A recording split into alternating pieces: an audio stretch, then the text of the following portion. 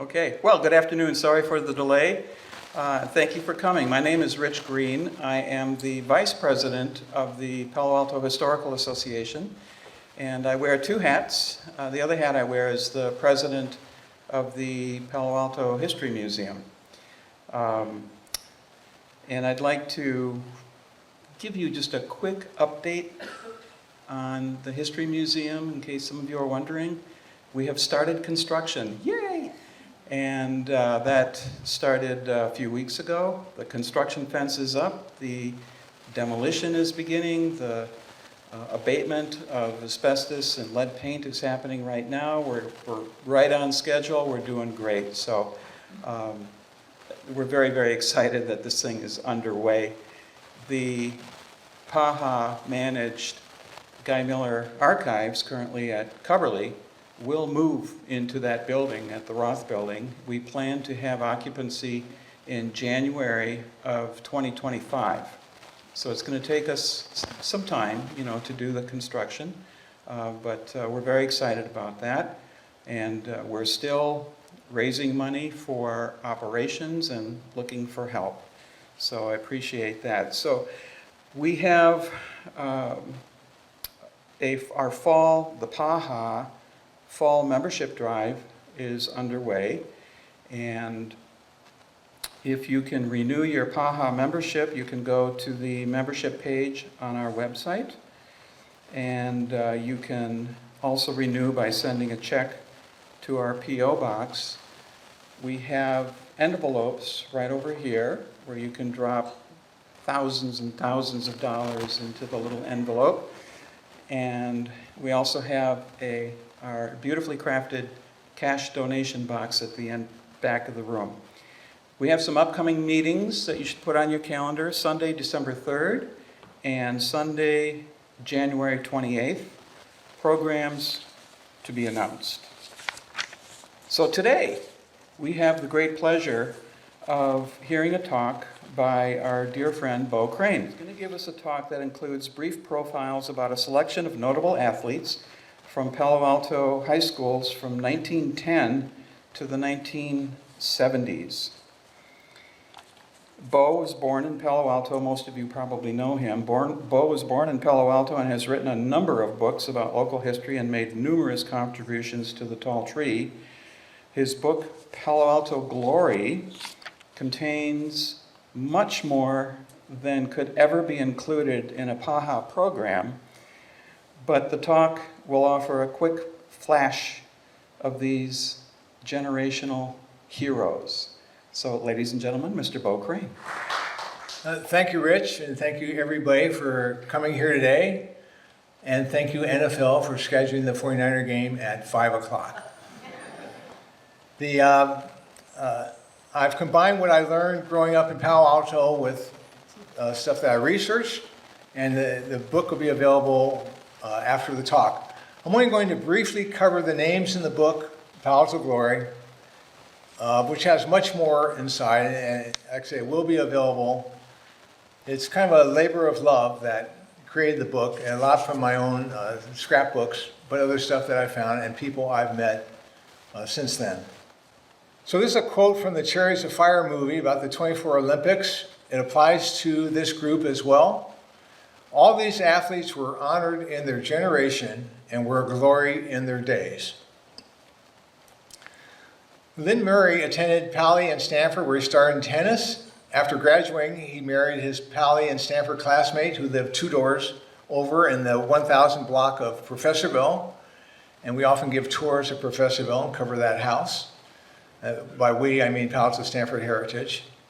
After Stanford, he won a national tennis tournament in 1917. In 1918, he repeated his victory by beating Bill Tilden in Tilden's first national title match.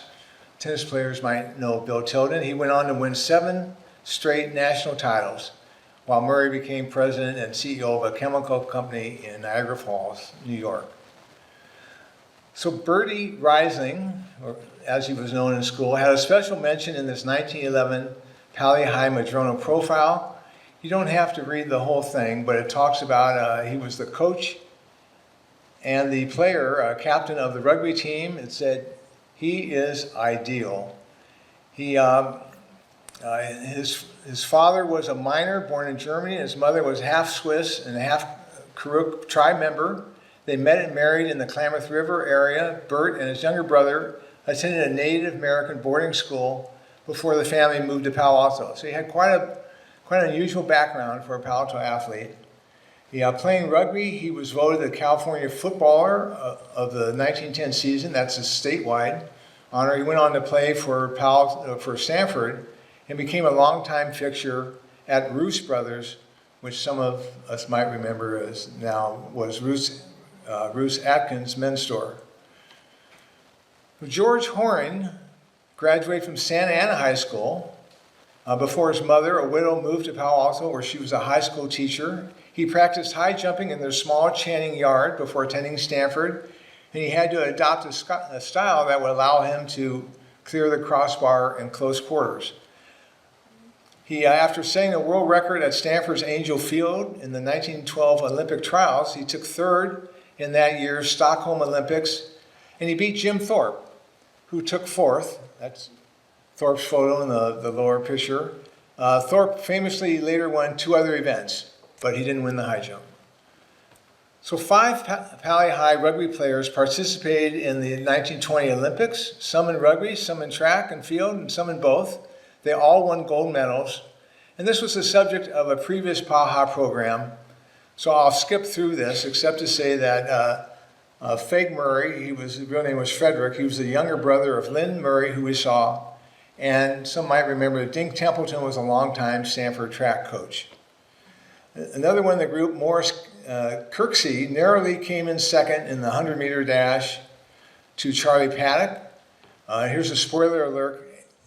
Harold Abrahams, the Chariot of Fire star of the 1924 Olympics, did not make it past the 1920 quarterfinals. So the movie about him never having lost wasn't quite accurate. Kirksey anchored the gold medal 4x100 relay team, and Abraham's British relay team took fourth. I don't know why I emphasize that, but I did like the Chariots of Fire movie. Kirksey later tied Paddock's world record in the 100-yard dash. So Bernie Hoffacker sent out to find the first Paly High schooler who made the major leagues. And I found Bernie Hoffacker, Paly 35, was signed by the minor league San Francisco Seals, where he played with Dom DiMaggio, Joe's younger brother. Dom made the majors, and Bernie, despite being recommended by a newly Atherton resident, Ty Cobb, didn't make the big leagues, but he went on to create Palo Alto bicycles. Les Steers was a senior in the 37 Paly yearbook photo, and Hank Norberg, a sophomore. Steers set the world high jump record at Angel Field in 1940, but he missed the Olympics due to World War II, which canceled the games. Norberg did become the first high schooler from Palo Alto to make the major leagues in the National Football League. He first signed with the 49ers of the All-American Conference, but later played briefly for the Chicago Bears of the NFL. So I was surprised to find that beat poet Lou Welch not only went to Paly, but he played football as well. I once attended a talk by poet Gary Snyder at Printers Inc. According to Snyder, he and Lou were camping once in this year when Lou asked him, "What do you think the rocks think of the trees?" And Gary responded, "I don't know, Lou, what are you driving at?" And Welch answered, "The trees are just passing through." Well, I think that's a great line for the book, especially with Palo Alto being a tree, the name for a tree, passing through on a much longer time frame than the biographies in this book. The next high school athlete to make the major leagues was Jim Luskatoff, who joined the Boston Celtics. He was the team's leading rebounder as a rookie, but was supplanted the following year by another rookie, Hall of Famer Bill Russell. Jim was beloved by Celtic fans for his aggressive play and remained on the team for 7 NBA titles. Jim Farrell was the star record-setting running back on 2 undefeated Paly football teams in the 1950 and 1951 fall season. Paha's Jerry Tinney was on the unbeaten 1950 team. Rink Babka grew up in Cheyenne, Wyoming, born to Bohemian immigrant parents. His nickname may have been a mispronunciation of Rick, and I think of Peter Lorre in Casablanca, Rick. In the era of big-time discus throwers, he set a world record, but lost the 1960 gold medal to Al Order, who won his second of 4 Olympic discus golds, and Rink died recently in January 2022. I finally found my first Palo Alto high schooler who made the majors in baseball. Jim Campbell played for the Houston Colt 45s, as they were known, in 1962, the year the Giants won the pennant. This was before the Astrodome and the name changed to the Astros. As the book neared publication, I called on Jim at his home locally, not knowing if he would be there or somewhere else or what condition. And he answered the door in a Colt 45 cap. And we spent an hour talking, actually became friends. He was invited to attend, but unfortunately wasn't able to make it today. But Jim Campbell's great maternal grandparents were Secundino and Maria Antonio Robles. Secundino and his brother Teodoro were co-owners of the Rancho Rincon de San Francisco, which covered much of Mountain View, South Palo Alto, and Stanford. Jim's great-grandmother, Guadalupe Robles, married Trinidad Espinosa, and Guadalupe inherited 3.5 acres along Adobe Creek, fronting El Camino Real, and that became the Espinosa Ranch, bordered by Dinah's Shack, founded in 1926, 4 years after Guadalupe passed away. Then just under a mile away on Park Boulevard is Secundino Robles Park, a mere remnant of the rancho's original 8,000 acres. So I tell Jim, you're the most historical guy left in Palo Alto. Yeah, Jim spent his childhood at the ranch, run by his grandmother's brother, Peter Espinosa, who finally sold the ranch in '48 to satisfy all of Guadalupe's heirs. And Guadalupe had 19 children. Her mother had 29. They all didn't make it, but big families back then. I was with Jim and his wife when he visited the creek where he and his younger brother used to swim. And as I said, it's now along the Oak Motel. He told me about Roma wagons.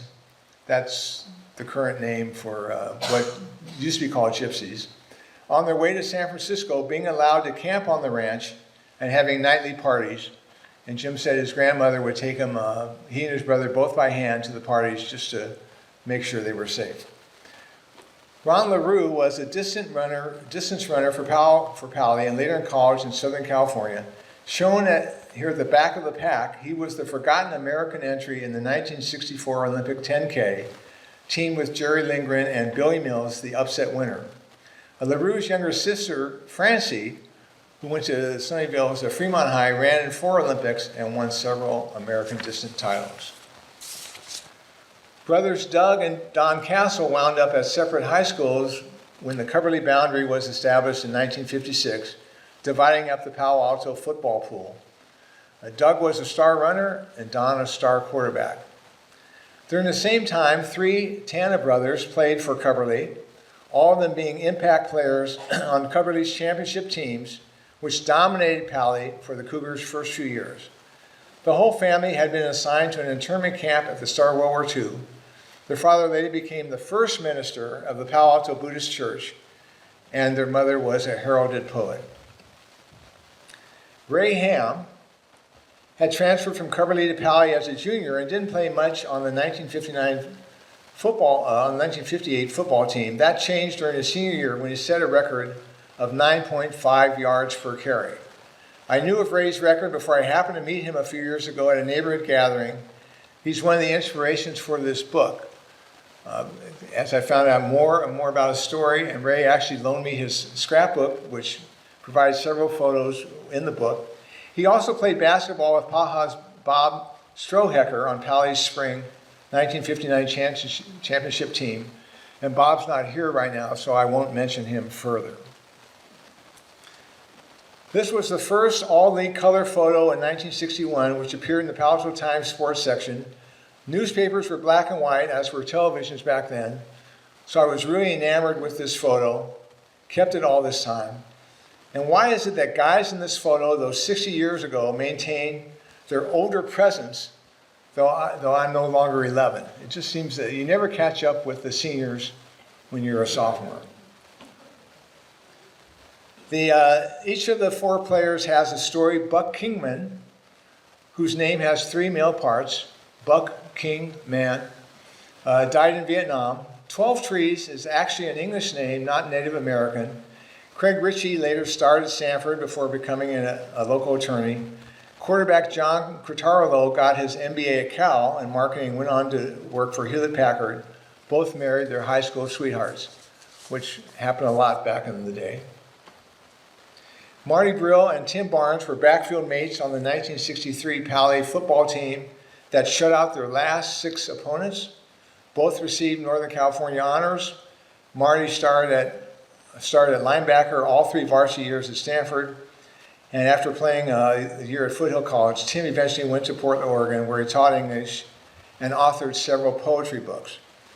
And there's a separate chapter in the book about this 1963 football team. Marty wanted to be here, but couldn't. In the same graduating class, the spring of 1964 swim team, now comprised of 7 high school All-Americans, competing in the Mark Spitz years. Roe Davis, bottom row, middle left, went on to coach swim teams at Paly. The 1966 yearbook noted that Susie Jones' twin brother competed in swimming and water polo.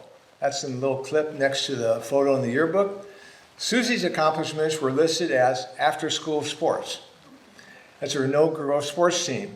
Well, her after-school sports included 2 attempts at making the Olympic swim team, first in '64 and later successfully in 1968.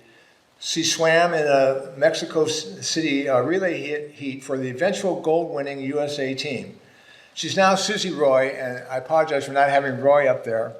But she's Susie Roy, and by me apologizing, maybe you remember, she privately teaches swimming locally. Ron Wyden was an all-star basketball player and leading scorer for Paly's 1967 championship team before going into politics, where he has been Oregon's senator since 1966. Mike Harrison, my classmate, returned a kickoff and punt for a touchdown in our senior Little Big Game loss to Sequoia. It was a little big game, but a big loss. He grew up in Palo Alto's 5th Ave Street, where his grandfather had purchased a house in the early 1920s. Akira Tana was the 4th Tana brother and quarterback gun from a winless season as a sophomore to the league championship as a senior. A drummer, he formed his own jazz band and often has played in Palo Alto, where I met him last year, invited by Chen and his wife, and that's made sure I had my photo taken with him in the lower left corner. Kate Latham had the longest professional playing career of any former Palo Alto high school athlete, 16 years, one more than Jim Harbaugh or Mark Allen, who are also in the book. She is shown here winning the Irish Open. She beat a 37-year-old Billie Jean King in 1981 and a 14-year-old Steffi Graf 2 years later. That was in September, a few weeks before she won this Irish Open in Dublin. Mark Allen swam for Paly and later became a professional triathlete. After several attempts, he finally won the Hawaiian Ironman and then continued to win. He may have been on more magazine covers than any other Palo Alto former athlete, although Jeremy Lin must have been close. If you did triathlons, as I briefly did, you knew of Mark Allen. He was known as the Grip, and that was not for his handshake. He won 66 of 96 triathlons. Bill Green was in Coverly's last graduating class and almost single-handedly led the Cougars to the state track meet title, which they finished in 3rd place. He made the 1980 U.S. Olympic team in the 400 meters, but the U.S. boycotted the games, which were in Moscow. Green has since passed away and has a bench and a plaque in his honor inside the Coverly Stadium. His parents still live nearby in Green Meadow, and his mother was a newspaper writer for the Palo Alto Times, longtime editorialist. Teresa Noyola, which is probably the most heralded Palo Alto athlete, was a high school soccer player of the year for Paly and the college player of the year for Stanford, whom she led to the NCAA championship her senior year, scoring the final game's only goal, beating Duke, soon to be a rival ACC school, which is very odd. Post-college, she found the USA World Cup team stocked with experienced midfielders. She played some for the Mexican World Cup team, played pro in Texas and internationally. Some might consider that redundant. Her words in the 2008 yearbook were somewhat prescient for all athletes. Don't cry because it's over. Smile because it happened. These guys, you most likely heard of. Former quarterback Jim Harbaugh coached the 49ers to the Super Bowl against his brother John in 2013. He now coaches Michigan. Jeremy Lin led Paly to the Division I state basketball title in 2006. When he was finally allowed to start for the New York Knicks in 2012, he had a 2-week run that became known as Linsanity. Jock Peterson hit so many home runs, well, he hit 3, for the Dodgers in the October 2017 World Series. That month became known as Jocktober. He was the top power hitter for the 2022 San Francisco Giants and their highest paid 2023 player.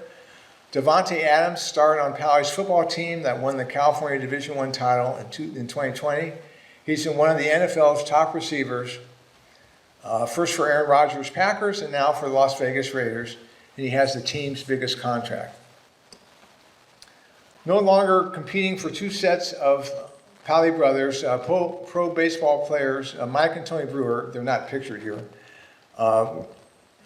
They were pro baseball players, and also the Olympic gold medal wrestlers, the late Dave Schultz and his brother Mark. So I recognize that many other athletes could have been in this book. Meanwhile, there are a few athletes referenced in the book here today, and I'd like for them to stand. Kate Latham, Susie Jones-Roy, Chinantana, Ray Ham, and Jerry Chinney in the back on the 1950 football team. Thank you, and thank you for listening to the talk today. It's been a real pleasure. I've had this book for a long time.